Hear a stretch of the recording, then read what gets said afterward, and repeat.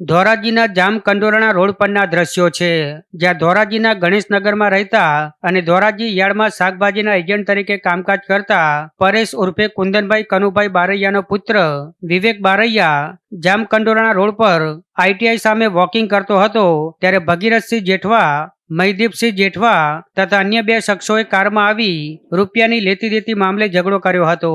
આથી વિવેકે ફોન કરતા પિતા પરેશભાઈ ઉપરાંત તેમના સગાભાઈ કેશવભાઈ તથા કૌટુંબિક ભત્રીજો હિમાલય હરેશ બારૈયા ત્યાં પહોંચતા ઉશ્કેરાયેલા ભગીરથસિંહે કારમાંથી કુહાડો કાઢી હિમાલયના ગળાના ભાગે ઘા ઝીક્યો હતો તથા મહીદીપસિંહ જેઠવાએ લાકડી વડે અન્ય પર હુમલો કર્યો હતો અને બાદમાં બંને નાસી ગયા હતા. તો ગંભીર રીતે ઘવાયેલા હિમાલયને સારવાર માટે ખસેડાતા તેનું મોત થયું હતું.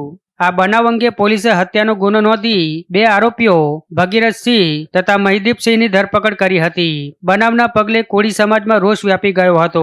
સમાજના આગેવાનો અને લોકોએ આંબેડકર ચોક ખાતે એકત્રિત થઈ રેલી યોજી વિરોધ પ્રદર્શન કર્યું હતું અને પોલીસને આવેદનપત્ર પાઠવી કેસની યોગ્ય તપાસ કરી તમામ આરોપીઓની ધરપકડ કરવા તથા આરોપીઓનો જાહેરમાં સરઘસ કાઢવા માંગ કરી હતી અને જો ન્યાય નહીં મળે તો આંદોલનની ચીમકી આપી હતી. ત્યારે હવે યુવાનની હત્યા કેસમાં પોલીસની કામગીરી સામે મૃતકના પરિવારજનોએ ગંભીર આક્ષેપો લગાવ્યા છે. હુમલામાં 4 શખ્સો સામેલ હોવા છતાં પોલીસે માત્ર 2 જ આરોપીઓના નામ નોંધ્યા તેવા આક્ષેપ કર્યા છે. સાથે જ ભાજપ અગ્રણીના પુત્ર વર્ધમાન માથુકિયા અને ભાજપ અગ્રણી સંદીપ ટોપિયાએ હુમલો કર્યો હોવાનું પરિવારનું સ્પષ્ટ કહ્યું છે. આમ ચારેય શખ્સો સામે ફરિયાદ હોવા છતાં એફઆઈઆરમાં માત્ર 2 જ જણાના નામ લખાવવા માટે પોલીસ પરિવાર પર દબાણ કરતી હોવાનો દાવો કર્યો છે.